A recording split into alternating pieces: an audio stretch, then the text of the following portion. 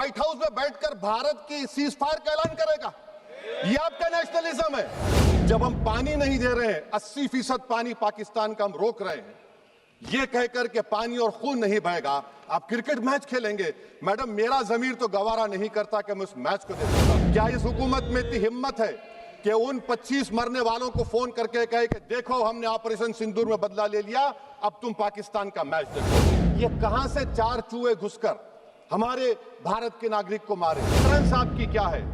आपने surgical strike किया, आपने बालाकोट किया, फिर ये पहलगाम हुआ, तो आपकी डिटरेंस की पॉलिसी नाकाम साबित हुई। इंसानों को बैसारा की वादी में मारा गया था।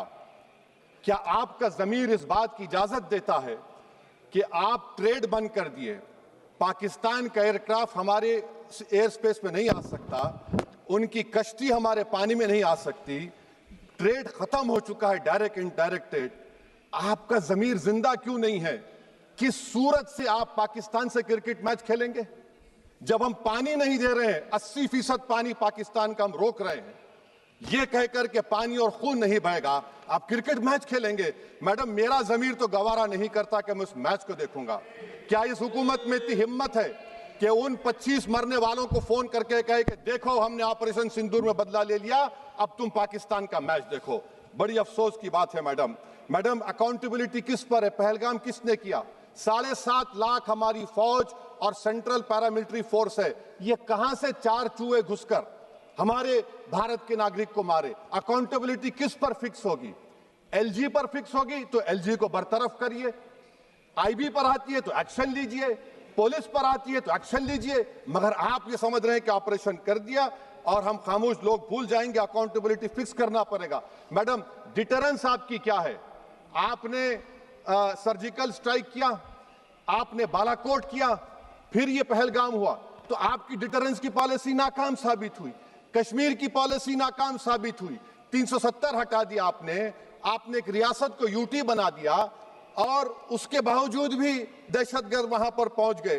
तो और अफसोस मुझे इस बात का होता है मैडम कि पाकिस्तान को हम जानते हैं, पाकिस्तान और इजराइल इस पूरी दुनिया में एक फेल्ड स्टेट है, और पाकिस्तान के आर्मी चीफ को, जिससे हमारे स्ट्रेटेजिक रिलेशनशिप है, जिसको अपना दोस्त कहते हैं, उस देश का प्रेसिडेंट उस शख्स को बुलाकर खाना खिलाता है अपने साथ, जिसके भाषण से हमारे लोग मारे गए थे। तो क्या आपकी खारजा पॉलिसी कामयाब हुई? आप देख लीजिए। अच्छा, हमारे देश में एक ऐसी तंजीम है जिसका वजूद नफरत की बुनियाद पर और मजहबी अज़वियत को फैलाने के लिए बनाया गया।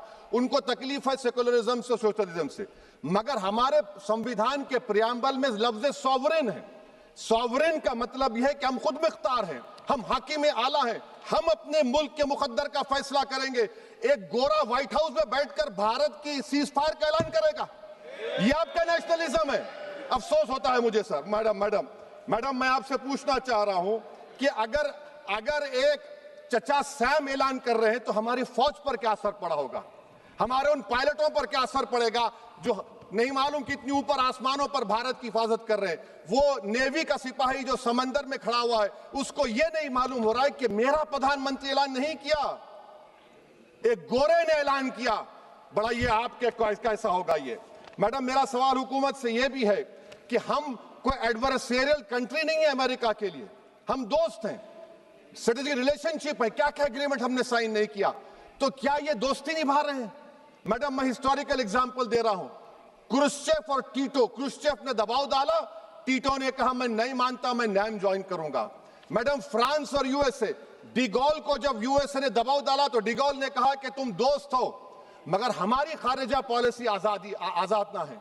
मैडम, वहीं पर आप देखिए गुजराल साहब, जिसको कहते सबसे कमजोर थे, वजीर आजम थे, उन्होंने बहादुरी का मजारा किया, रिफूलिंग करने नहीं दिया। वियतनाम 20 साल यूएसए से लड़ा मगर झुका नहीं, और हम उनको बोल भी नहीं पा रहे। हम तो कोई दुश्मन मुल्क तो नहीं है अमेरिका के, ये आपको समझने की जरूरत है। और मैडम, यहां पर वजीर खारजा ने कहा वो चीन गए, डिप्टी चीफ ऑफ स्टाफ ने कहा कि चीन के इक्विपमेंट एक लाइव लैब था हमारे उनके लिए। क्या आपने कहा चीन को कि तुमने क्यों दिया पाकिस्तान को हथियार? आप नहीं कहे। और मैडम, आप जानते हैं कि रक्षा मंत्री ने कहा कि स्विफ्ट एंड प्रोपोर्शनेट तो फिर जो इंडोनेशिया मिलिट्री अटैचे ने कहा कि हमको कहा गया मत मारो, हम सेल्फ डिफेंस में भी नहीं मार सकते थे पाकिस्तान को। और अगर आप ट्रंप के बयान को गलत कह रहे हैं कि 5 एयरक्राफ्ट नहीं गिरे, मैं यकीन करता हूं आपकी बात का। आप हमारे पायलट्स को कमेंट करिए ना, हमारे पायलट्स को कमेंट करिए कि हम अपने पायलट्स की तारीफ करते हैं, आप वो भी नहीं करना चाहते। मैं हुकूमत से जानना चाहता हूं मैडम कि क्या फ्रांस ने हमको सोर्स कोड नहीं दिया जिसकी वजह से हमारे एयरक्राफ्ट को क्या नुकसान हुआ? अब मुस्तकबिल में आप हथियार खरीदेंगे तो क्या आप सोर्स कोड हासिल करेंगे? और मैडम मैं आपको बताना चाह रहा हूं, मेरे सवाल का जवाब हुकूमत दे। हमारे पास सैंक्शन जो स्क्वाड्रन है 42 है, 60 साल के बाद सिर्फ 29 काम कर रहे हैं। पाकिस्तान के पास 25 हैं, चीन के पास 50 से ज्यादा हैं। 11 साल से आप सरकार में हैं, सबमरीन नहीं है, थर्ड एयरक्राफ्ट कैरियर कहां पर है आप बताइए। और मैडम FATF में लाना पड़ेगा आपको। अगर आप विश्व गुरु हैं तो हम आपको चैलेंज कर रहे हैं, आप G7 के कंट्रीज को, GCC को और चचा सैम को राजी कराइए।